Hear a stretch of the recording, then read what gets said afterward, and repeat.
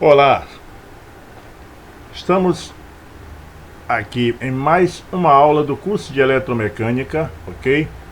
Escola Técnica Imperador, segunda aula de Máquinas Mecânicas. Meu nome é o Marley Oliveira e espero colaborar e contribuir para o desenvolvimento e capacitação profissional de todos vocês. Na aula passada, nós estudamos uma parte de componentes de motores de combustão interna e hoje vamos dar continuidade estudando componentes fixos dos motores e componentes móveis dos motores. Também entraremos um pouco na terceira aula da apostila de vocês, onde nós traremos o conceito de motores, motores de combustão interna, motores de combustão interna e classificação dos motores de combustão interna. Vou pegar aqui meu apontador, tá? Ajudar melhor aí na aula. Em alguns motores, o cabeçote abriga o eixo de câmbios ou comando de válvulas, responsável pela abertura e fechamento das válvulas. O cabeçote é um dos elementos mais suscetíveis a problema no projeto dos motores. Geralmente combina problemas estruturais, fluxo de calor e escoamento de fluido em uma forma complexa. Aqui nós vemos figura 2.7, admissão e descarga do ar no cabeçote, fonte Mercedes-Benz do Brasil, né? Aqui a admissão e aqui a descarga, tá? Aqui a admissão de combustível, ok? No cabeçote, a admissão do calor, dos gases, tudo por aqui, e aqui a descarga do produto da geração de energia ou força que seja, que é o resíduo da queima do combustível da reação na câmara do cabeçote, na câmara do motor, tá? Aí nós vamos ver mais à frente o cárter, que é a parte inferior do bloco, que cobre os componentes inferiores do motor e serve de depósito para óleo lubrificante desse. O cárter de um motor é constituído de ferro ou alumínio fundidos, forma a parte principal do bloco do motor, que contém o virabrequim e a bomba de óleo. As extremidades do cárter têm frequentemente garras destinadas à fixação do motor às paredes extremas, e as divisórias internas suportam os mancais do virabrequim. A parte inferior do cárter forma o depósito de óleo lubrificante, é constituída por chapa de liga de alumínio. Lembrando que nós estamos estudando componentes internos do motor. Então, aqui nós temos a foto do cárter e junta de vedação, tá? A união do bloco com o cárter em razão da necessidade de total vedação requer uma junta com material que evite vazamento por razão do aquecimento e dilatação dos metais. Lembrando que uma regra, o motor aqueceu, o cabeçote aqueceu, não se usa mais a junta metálica, tá? Fabricado junta especial de amianto, para que não haja mais dilatação, porque toda vez que você aquece o motor, tem que dar um passo, tem que dar uma rebaixada aqui, dar um acabamento para que não haja vazamento ou que haja infiltração de clima diferente dentro do bloco do motor, para que não haja mau funcionamento. Componentes móveis dos motores. O primeiro deles é a válvula, são elementos metálicos responsáveis pela vedação da abertura de admissão do ar e pela vedação dos orifícios de saída dos gases da combustão. A figura 2.9, que a gente vê aqui embaixo, existem dois tipos de válvula, válvula de admissão e válvula de escape. A primeira abre-se para permitir a entrada da mistura combustível-ar ou a puro, conforme o caso no interior dos cilindros. A outra de escape abre-se para dar saída aos gases queimados na combustão. Alguns motores possuem válvulas laterais, ou seja, válvulas dispostas ao lado do cilindro. Essa disposição clássica assegura o funcionamento silencioso. Então aqui é a disposição da válvula de admissão e escape no cabeçote, ok? Motores com válvulas suspensas possuem válvulas colocadas sobre os cilindros. Essa disposição permite uma forma mais racional da câmara de combustão, favorece a potência do motor e um rendimento térmico superior. A posição das válvulas suspensas determina melhor rendimento aos altos regimes e convém aos motores potentes de relação volumétrica elevada. O mecanismo de acionamento das válvulas do cabeçote. Fonte Mercedes-Benz, aqui nós vemos os mecanismos das válvulas, ok? No cabeçote, aqui a válvula, mecanismo de acionamento. A válvula suspensa mostrada na figura 2.12 podem ser acionadas por hastes e balancins com eixo Cummins no cárter, por balancins com eixo de Cummins suspenso, por eixo de Cummins suspenso com impulso direto sobre as válvulas. A ligação do virabrequim e do eixo de Cummins é feita por meio de engrenagens, por corrente, que é a corrente silenciosa, ou através de uma correia de borracha com arames de aço ou alma de aço, denominada correia dentada. A fixação direta da válvula permite obter uma abertura rápida, particularmente em regimes muito altos, sendo reduzida no mínimo a inércia das peças de movimento alternado. O conjunto responsável pelo acionamento das válvulas compreende o tucho e é uma haste que o interliga ao balancim, apoiando-se diretamente sobre a válvula, como mostra a figura 2.11. No momento em que o eixo de comando das válvulas gira, o ressalto deste ou Cummins aciona o tucho, que por sua vez move a haste, fazendo com que o balancim transmita o movimento à válvula, abrindo um conjunto destes tuchos, haste e balancim para cada ressalto, um para cada válvula, tanto de admissão quanto de escape, conforme a gente pode observar na figura 2.13 aqui do lado, ok? Aqui o balancim, tá? A haste do balancim, o guia, ok? Cabeçote da válvula, aqui o guia da válvula, castanha, folga entre a castanha e a mola externa, a mola interna, tá? Haste da válvula e cabeçote da válvula, sede da válvula, beleza? Aí nós temos aqui o tucho, o lobo e o Cummins. Posição da válvula e seus componentes. Os pinhões de distribuição são os elementos responsáveis pela transição do movimento do virabrequim ao eixo de Cummins.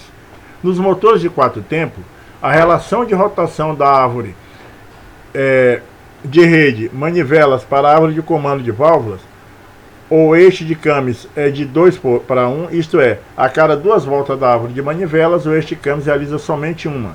Isso ocorre devido ao fato de um motor necessitar de 2 voltas no virabrequim para completar a realização de um ciclo. Duplo comando de válvulas alojado no cabeçote. O eixo do comando de válvulas, o eixo de Cummins ou comando de válvulas, é um eixo que tem solidário a ele o ressalto excêntrico, destinado a agir sobre elementos impulsionadores das válvulas, balancim, hastes e tuchos, em tempos precisos. A forma é a posição no Cummins, determina diretamente as características de potência e de regime do motor. A função desse eixo é abrir as válvulas de admissão e escape, respectivamente, nos tempos de admissão e escapamento. É acionado pelo eixo de manivelas, através de engrenagem corrente ou por correia dentada. É dotado de ressaltos que elevam o conjunto de tucho, haste e balancim, abrindo as válvulas no momento oportuno, tal qual aparece na figura 2.13 aqui do lado, que vocês podem ver, tá? Um baixo, um intermediário subindo ou descendo e outro na posição estacionária, aguardando o retorno do primeiro aqui para que ele possa completar a sua ação. Eixo, tuchos e válvulas.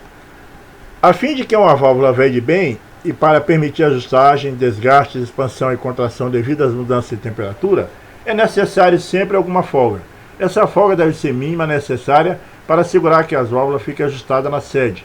Uma folga razoável deve ser aceita para erros de ajustagem, prevendo essas condições a dilatação dos materiais e a manutenção da lubrificação. É fundamental considerar as consequências de uma defeituosa folga nas válvulas. As folgas pequenas provocarão na admissão má compressão e explosão nos condutos de admissão. Nas válvulas de descarga, as consequências serão danosas para a integridade do sistema, uma vez que, além de má compressão, poderão provocar queima de válvula, consequentemente deformação.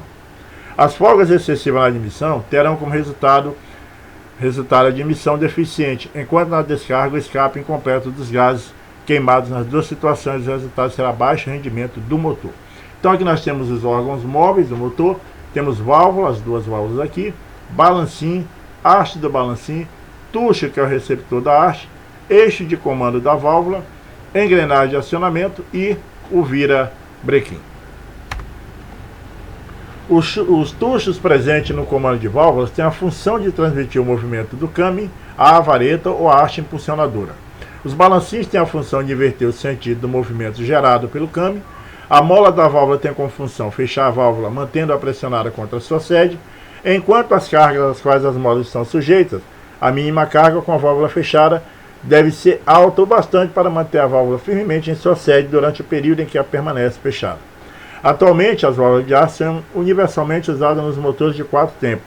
São elas que regulam a entrada e saída dos gases no cilindro, e as válvulas de admissão de aço, ou de aço níquel ou cromo-níquel, para suportar a temperatura de trabalho em 250 e 300 graus Celsius.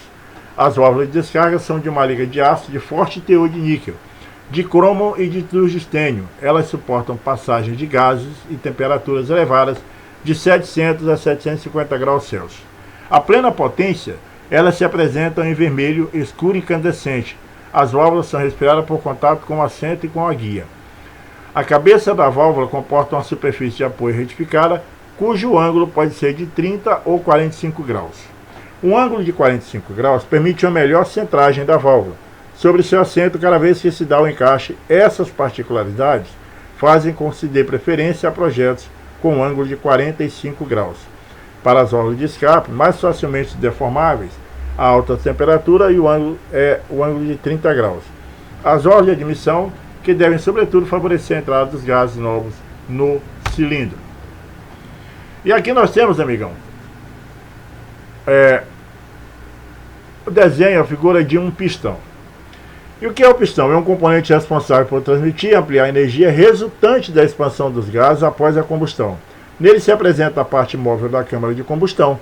Ele recebe a força de expansão dos gases queimados, transmitido à biela por intermédio de um pino de aço, pino do pistão.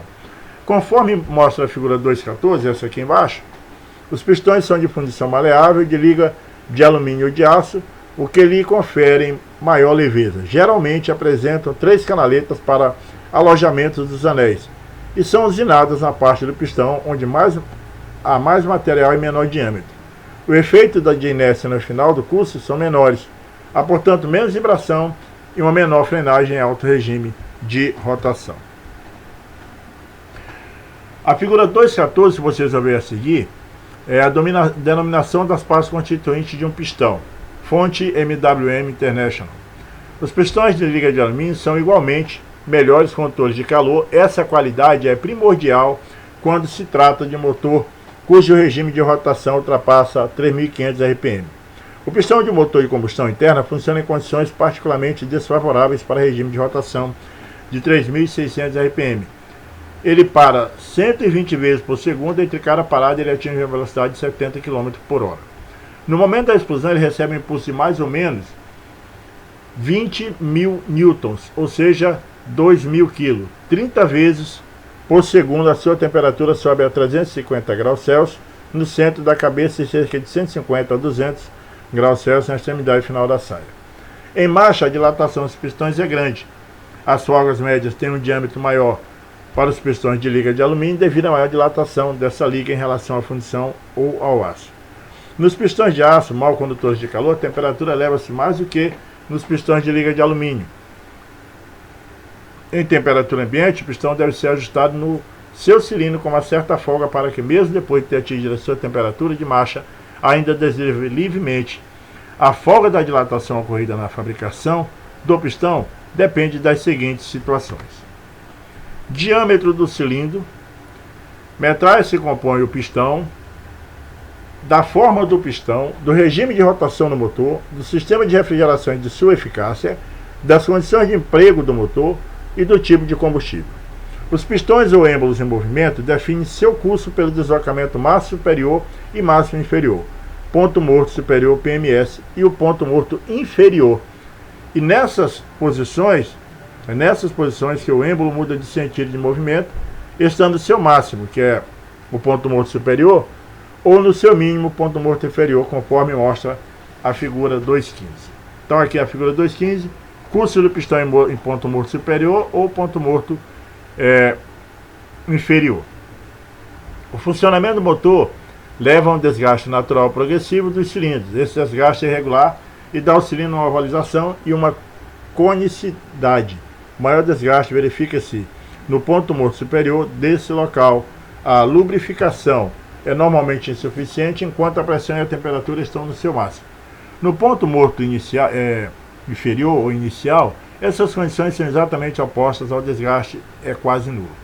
O desgaste é grande parte devido aos arranques ou aceleração com motor frio. A condensação da gasolina e a insuficiência de óleo fazem com que durante os primeiros minutos de funcionamento os pistões funcionem completamente a seco. Em grande desgaste do cilindro há um consumo exagerado de óleo lubrificante e de combustível, além de depósito de sujeira nas velas ou bico, marcha ruidosa e diminuição de potência. Os elementos móveis de um pistão, que nós estudaremos agora, é pistão biela, casquilho e pino do pistão. Fonte da Male Internacional.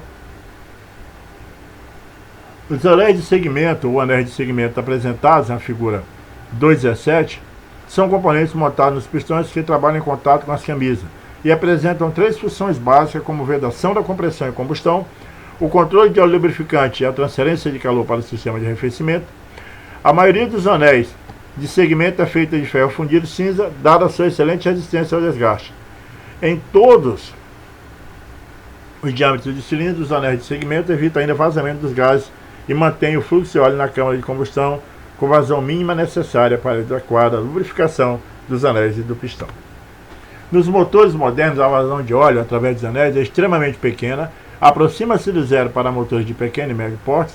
Todos os anéis participam do controle de fluxo do óleo, mas existe um anel cuja função principal é essa, são os anéis de controle de óleo, enquanto os outros são anéis de compressão, mostrados na figura 2.17, anéis de vedação e anéis de lubrificação. A figura 2.17 são os anéis de segmento, fonte Male, 2017. Considera-se desejável para os anéis a largura da face pequena, utilização do menor número possível de anéis para diminuir o atrito e a posição do anel dos anéis do pistão, fonte Mercedes-Benz do Brasil, ano 2006.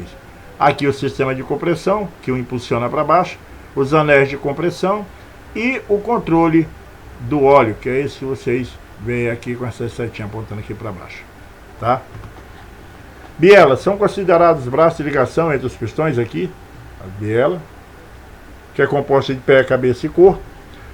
Entre os pistões e o eixo de manivela recebe impulso dos pistões, transmitindo-o ao eixo de manivelas ou virabrequim. É importante salientar que o conjunto de biela virabrequim transforma o movimento retilíneo dos pistões em movimento rotativo do virabrequim.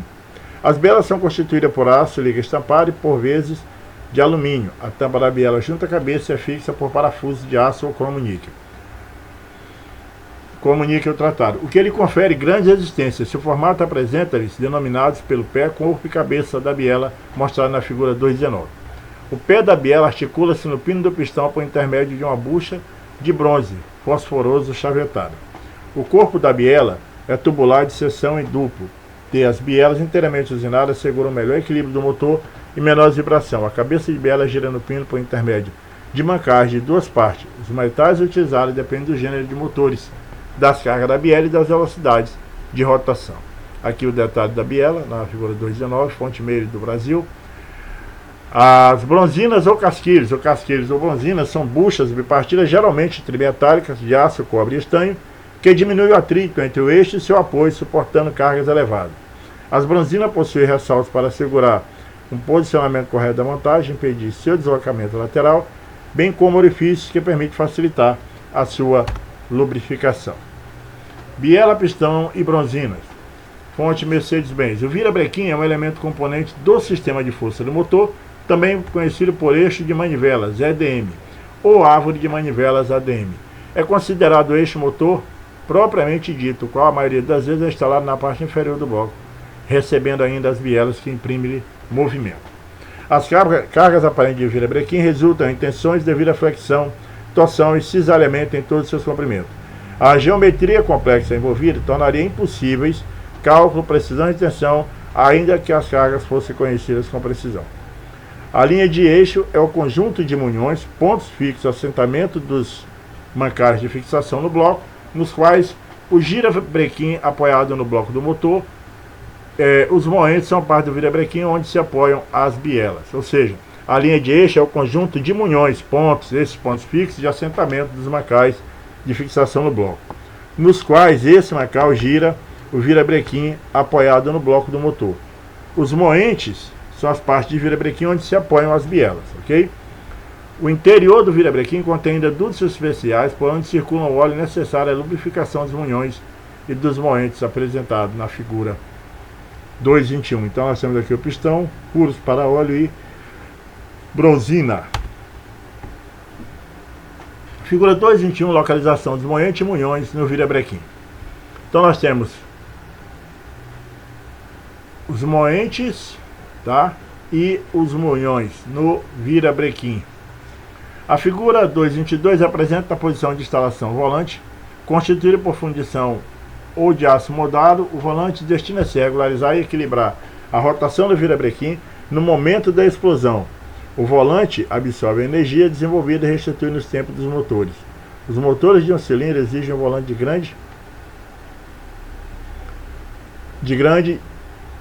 exigem um volante grande, enquanto os de vários cilindros são equipados com um volante tanto mais leve quanto mais elevado for o número de cilindros. Localização do virabrequim. Fonte Mercedes-Benz. Os mancais são utilizados para reduzir o atrito e servir de apoio aos passos móveis giratórios do motor, aos moentes e aos munhões. Divide-se em dois tipos principais: os fixos alojados nos munhões e no bloco do motor, e os móveis montados nos moentes e bielas. Podem ser ainda de deslizamento ou de rolamento, com roletes, esferas e agulhas. O mancal, quando constituído por duas partes iguais para facilitar a montagem, é designado por mancal de duas meia buchas e é composto por duas partes, uma externa chamada capa e outra interna composta por metal. Então aqui nós temos a figura dos mancais, tá? Os mancais de bronze, ou seja, liga de estanho de cobre, são particularmente montados nos motores diesel. A boa resistência mecânica desse material é conveniente a esse gênero de motores, cujo conjunto de biela é submetido a cargas. Então, aqui nós temos um mancal, uma bucha do mancal aqui, tá? Então, caros alunos, em resumo, nesta aula foram abordados os conteúdos relativos aos principais componentes dos motores de combustão interna, os fixos e os móveis. Suas partes constituem-se nas funções dos motores, ok? Passando para a parte da terceira aula, já dando início aqui, entender e reconhecer o conceituamento de motores como máquina térmica na conversão em qualquer forma de energia em energia mecânica, ou seja, em trabalho. Essa terceira aula nós falaremos de motores, tá? E temos que conhecer em conceito que o conceito de motor é como uma máquina térmica na conversão em qualquer forma de energia em energia mecânica, ou seja, trabalho. Diferenciar a função dos elementos que compõem a combustão externa e interna de um motor, classificar os motores de combustão interna e identificar as características técnicas dos motores de combustão interna, identificar as especificações referentes à manutenção dos motores, ok? E um conceito geral: o motor é uma máquina destinada a converter qualquer forma de energia, térmica, elétrica, hidráulica, química e outras mais, em energia mecânica. Os motores de combustão interna realizam a transformação de energia térmica proveniente da combustão ou queima do combustível em energia mecânica. Distinguem-se aqui dois principais tipos de motores: os que funcionam segundo a aspiração do ar combustível, ou ciclo Otto, e posteriormente provém a combustão pela queima da mistura através de uma faísca, e os motores que aspiram apenas o ar. Logo após a compressão é pulverizado o combustível, que logo promove a queima devido ao elevado calor e pressão gerado pela compressão do ar da admissão, ou seja, o ciclo diesel. Motor e seus componentes. Fonte MWM Internacional de Motores.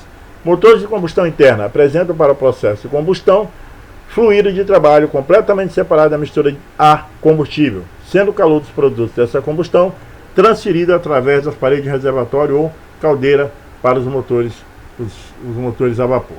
Então nós vemos aqui um motor, tá? Válvula de admissão e escape, árvore de comando, válvula PCV, compressor de ar condicionado, ventilador, pistão, biela, árvore de manivela, damper, correia, tracionador da correia, filtro de óleo, tubo pescador, cárter, bloco do motor, motor de partida, bomba de água, radiador a óleo, wastegate e turbo compressor. Então esse é um motor de combustão externa, tá? Aqui embaixo aqui um motor de combustão externa, certo? Motores de combustão interna são considerados como máquinas térmicas nas quais o processo de combustão ou fluido de trabalho é convertido em energia mecânica. Os produtos resultantes da combustão inseridos na mistura a combustível são confinados internamente a uma câmara de combustão. Motor de combustão interna. E veja a classificação dos motores de combustão interna. Classificam-se quanto a Utilização: extinção de uso estacionário, destinado ao acionamento de máquinas estacionárias, tais como geradores elétricos, motobomba e outras máquinas que operam em rotações constantes. Industriais, destinado ao acionamento de máquinas agrícolas ou de construção civil, de tratores, carregadeiras, guindastes, compressores a ar, máquina de mineração, veículo de operação fora de estrada, acionamento de sistemas hidrostáticos e outras aplicações. Veiculares, destinado ao acionamento de veículos, transporte em geral, caminhões e ônibus, incluindo a aeronave. Marítimo, destinado à propulsão de barcos e máquinas de uso naval, conforme o tipo de exercício e o regime de trabalho da embarcação. Existe uma gama de modelos com característica apropriada conforme o uso. Prioridade dos gases de admissão: ciclo diesel, admissão de ar; ciclo Otto, admissão da mistura ar combustível; ignição por centelha, ignição por centelha, o ICE; por compressão, ignição por compressão, ICO. Movimento do pistão: alternativos com ciclo Otto e ciclo diesel; rotatível como Wankel. A fase do ciclo de trabalho: 2 tempos e 4 tempos. Número de cilindros: monocilíndrico, policilíndrico, e disposição dos cilindros em linha, em V, opostos ou radiais. A figura 3.4 mostra a disposição da linha dos cilindros. Então aqui nós temos a disposição de linha do cilindro, 2 totalmente recolhidos e 2 totalmente vedando a passagem, tá? Figura de disposição em V dos pistões de cilindro. Aqui nós temos a mesma, porém em disposição em V. E a figura mostra a disposição dos cilindros opostos. Então, nosso muito obrigado por mais essa aula.